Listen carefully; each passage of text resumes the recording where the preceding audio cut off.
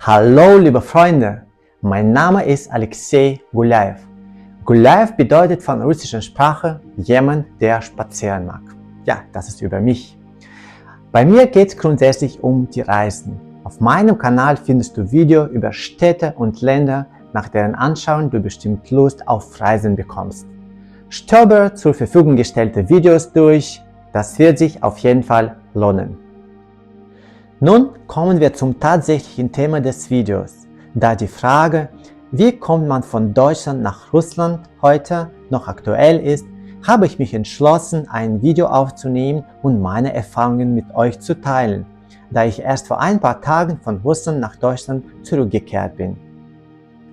Dieses Mal entschied ich mich nur mit dem Rucksack zu reisen, um die Reise so einfach und günstig wie möglich zu gestalten. Die Route führte mich nach Kaliningrad. Um diese russische Stadt zu erreichen, glaubt ihr mir, habe ich nur 66 € gezahlt. Bleibt bis zum Ende und ich erzähle, wie ich das gemacht habe. Und vergesst nicht, das Video zu liken und den Kanal zu abonnieren. Los geht's! Ich habe es mir lange überlegt, wie ich dieses Mal nach Russland reisen sollte. Es war teuer, über die Türkei, Erivan oder Georgien zu reisen und die Verbindungen dort waren sehr lang und umständlich.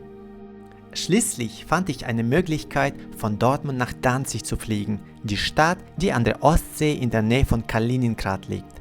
Und von Danzig aus bin ich mit dem Bus weitergereist. Ich möchte euch alles der Reihe nach in Ruhe erzählen. Von Dortmund nach Danzig fliegt die Fluggesellschaft Wizz Air. Ich verrate euch es gleich. Alle Links zu allen genannten Seiten findet ihr in der Beschreibung zum Video unten. Also, wir öffnen die Webseite der Fluggesellschaft, wählen den Ort, von dem aus wir fliegen, das ist Dortmund, und in der zweiten Spalte wählen wir Danzig. Dann wählen wir das Datum des Fluges, die Anzahl der Passagiere und klicken auf Suchen. Es öffnen sich die verfügbaren Flüge für diesen Tag. Ich wähle den passenden Flug, die passenden Optionen und kaufe das Ticket. Ich habe nur 25 € für ein Ticket mit Rucksack bezahlt.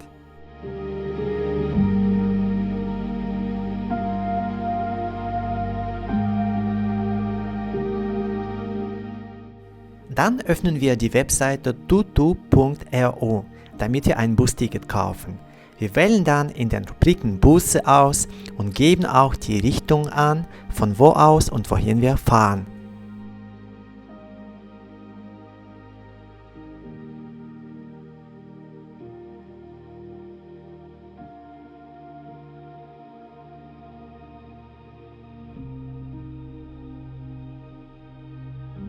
In unserem Fall ist es Danzig und Kaliningrad.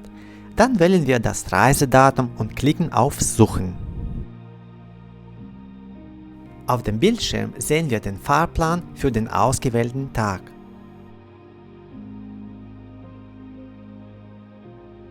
Klicken auf Ticket kaufen, wählen einen Sitzplatz im Bus, klicken dann auf Weiter und geben auf der Seite die Passagierendaten ein und wählen die Zahlungsmethode. Wichtig! Ihr könnt sowohl mit einer russischen als auch mit einer ausländischen Karte bezahlen. Am Ende bezahlen wir und erhalten Ticket per E-Mail.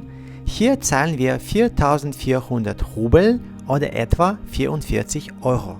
Alternativ könnt ihr auch Busticket auf der Webseite des Kaliningrader Busbahnhofs kaufen. Dort ist es etwas billiger. Ebenfalls öffnen wir die Webseite, wählen internationale Strecken aus, legen die Richtung fest, von wo aus und wohin wir reisen, wählen Daten aus und klicken auf Suchen.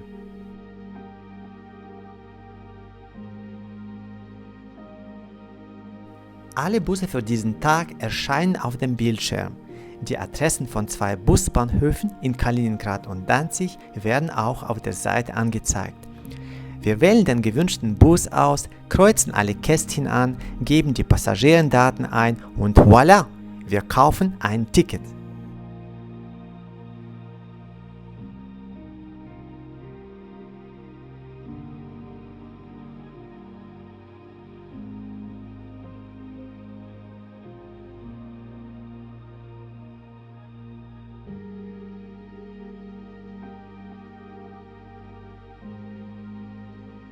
Der Flughafen Dortmund ist sehr klein und es ist sehr schwierig, sich dort zu verlaufen.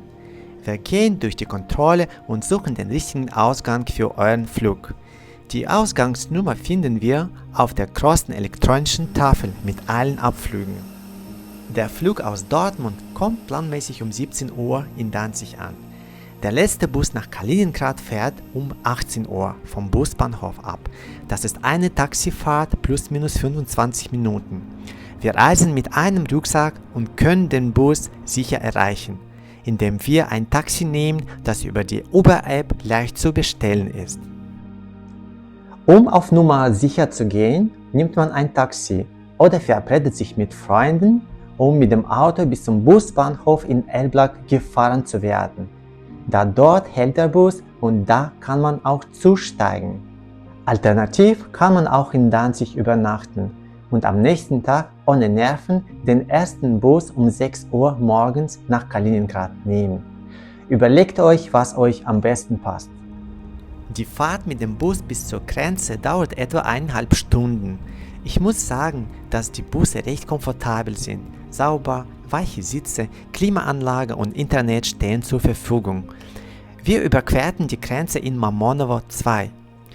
Übrigens, die aktuelle Situation an der Grenze kann in einer Telegram-Gruppe verfolgt werden, wo die Grenzgänger über die Situation und die Anzahl dort stehenden Autos berichten. Der Link zum Chat unter dem Video.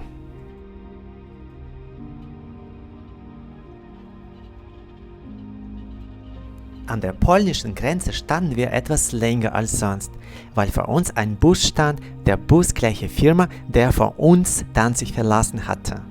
Er schien einige problematische Fahrgäste zu haben. Erfahrungsgemäß werden Passagiere, die in der Ukraine geboren wurden, oder Passagiere, die 2 Pässe haben, einen russischen und einen ukrainischen, längere Kontrolle durchstehen müssen. Der Bequemlichkeit halber gibt es am Kontrollpunkt eine Toilette. Während ich wartete, bewunderte ich den schönen Sonnenuntergang und so lief die Zeit etwas gemütlicher. Ich laufe zum Bus nach der Kontrolle, alles lief gut. Der Busfahrer meinte, dass die Passagiere mit ukrainischen und amerikanischen Pässen zuerst zur Kontrolle gehen müssen.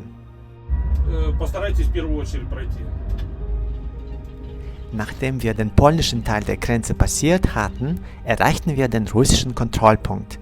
Dort wurden wir bei der Passkontrolle gebeten, unser gesamtes Gepäck mitzubringen, das dann kontrolliert wurde.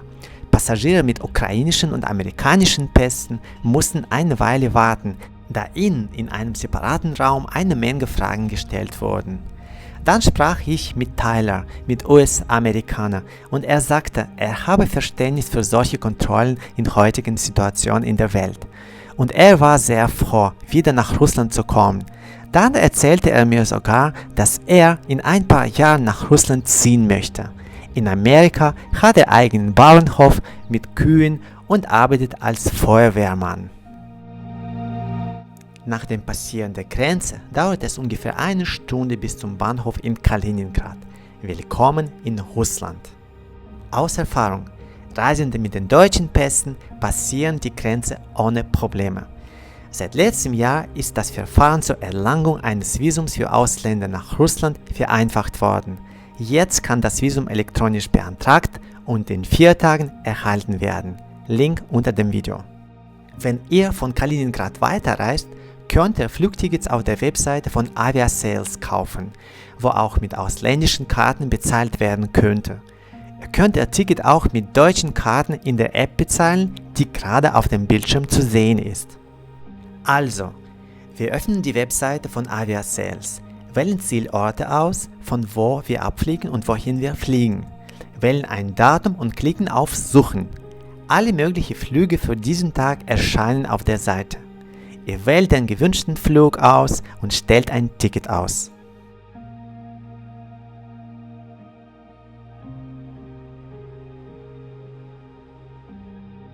Kaliningrad ist eine super schöne Stadt. Es lohnt sich dort mindestens für einen Besichtigungstag zu bleiben.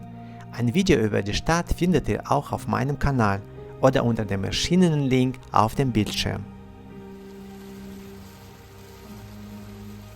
Zurück reiste ich auf demselben Weg. Ich kam früh morgens am Busbahnhof von Kaliningrad an, weil ich den ersten Bus um 6 Uhr nahm. Ich habe auch das Ticket online gekauft. Wie das geht, siehe am Anfang des Videos. Dort habe ich es ausführlich beschrieben. Wenn ihr früh angekommen seid, könnt ihr im Busbahnhof etwas warten und zur richtigen Zeit zum Bussteig Nummer 2 gehen, wo dieser große Bus abfährt. Im Bus ist alles wie ich das kenne. Sauberkeit, weiche Sitze und Internet stehen zur Verfügung.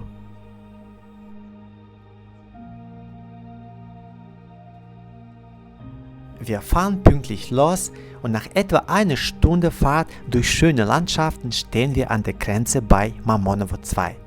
Dort bei der Kontrolle gehen wir wieder mit allen Sachen raus, lassen sie durch das Band laufen und passieren die Passkontrolle. Ich reiste mit einem Koffer zurück und hatte eine Menge Produkte dabei. Hausgemachter Honig, die Marmelade und eingelegte Pilze von meiner Mutter, die wir selbst gesammelt haben, weißrussisches Schmalz, Süßigkeiten und vieles mehr. Kurz gesagt, unsere russischen Leckereien hatte ich dabei. Es gab überhaupt keine Probleme, das alles über die Grenze zu bringen.